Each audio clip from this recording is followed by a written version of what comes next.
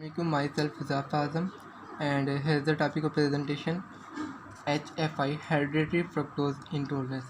जैसा कि नेम से जाहिर है हेरिडिटरी फ्रक्टोज इंटॉलरेंस मीन ये एक नस्ल से दूसरी नस्ल में मुंतकिल होने वाली डिसीज़ है।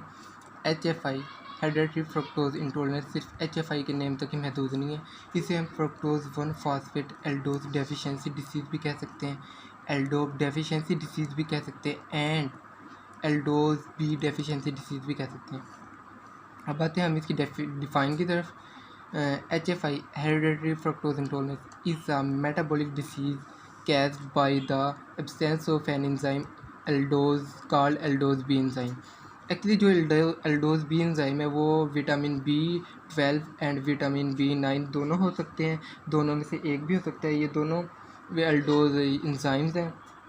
एक्चुअली विटामिन B12 डेफिशिएंसी अगर when the lack of vitamin B12 और फोलेट यानी कि विटामिन B9 का सेकंड नेम है causes the body to produce abnormality large red blood cells that cannot function properly in our body। In people with the HFI ingestion of the fructose and sucrose cause severe hypoglycemia mean low blood sugar level। HFI may be relatively mild or a very severe disease। ये depend करता है कि fructose की कितनी मिकदार हम दे रहे हैं, उसकी अमाउंट कितनी है। अगर ज़्यादा होगी तो सीवियर डिसीज़ है, अगर माइन्यूट दे रहे हैं तो माइल्ड हो सकती है। खैर अब हम आते हैं इसके मैकेनिज़्म की तरफ। Fructose intolerance mechanism, first of all हमारे पास यहाँ पे फ्रक्टोज ATP के थ्रू फ्रक्टोज 1 फॉस्फेट में कन्वर्ट होते हैं एंड देन ATP ADP में कन्वर्ट हो जाती है। इसके बाद fructose 1 phosphate aldose B enzyme के थ्रू कन्वर्ट होता है DHAP dihydroxy acetone phosphate में एंड ग्लिसरॉल्डिहाइड में। ये जो क्रॉस का निशान आप देख रहे हैं इसका मतलब ये है कि कन्वर्जन पूरी तरह से सही नहीं हुई।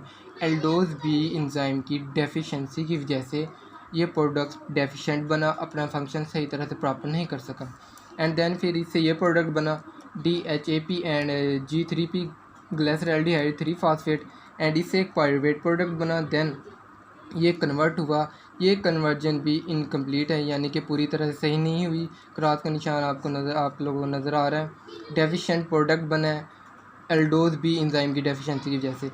Then product is fructose 1,6 bisphosphate.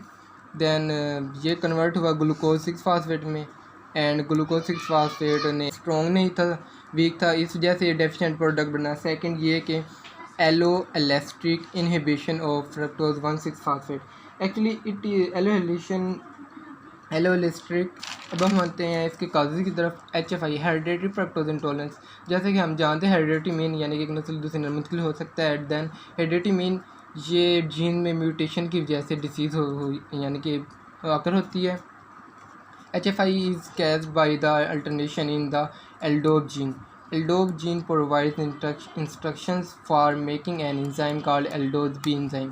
ये मैं आपको पहले बता चुका हूँ aldose B enzyme क्या होता है, इसकी explanation.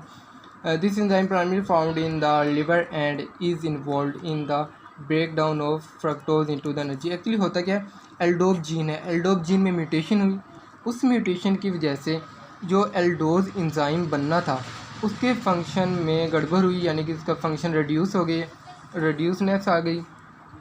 Then reduce the function of the enzyme.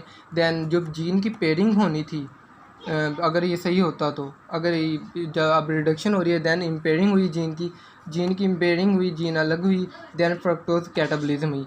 अगर यहाँ पे पेयरिंग होती देन फ्रक्टोज की मेटाबॉलिज्म होनी थी। ये थोड़ा सा चेन रिएक्शन था। एंड देन अब आते हैं इसके इनहेरिटेंस की तरफ। ये एक्चुअली ये ऑटोसोमल रिसेसिव मैनर डिसीज़ है। Mutations are present in both copies of the ALDOB gene. Mean के दोनों पेरेंट्स के पास इसकी एक एक कॉपी हो सकती है एंड ये भी हो सकता है कि वो टिपिकली इसके सिम्टम्स और साइंस को शो ना भी करें। अब आते हैं हम इसके सिम्टम्स की तरफ। इसके सिम्टम्स में आ जाता है poor feeding as a baby, irritability, mean के चिड़चिड़ापन आ जाना, ये चाइल्डहुड की उम्र से भी हो सकता है एंड अडल्ट की एज में भी हो सकता है एंड आगे भी। इंक्रीज्ड और प्रोलॉन्ग्ड यूनेटल जॉन्डाइस, मीन इसमें होता क्या है, ये it is the yellowish discolouration of the white part of eye and and body skin भी।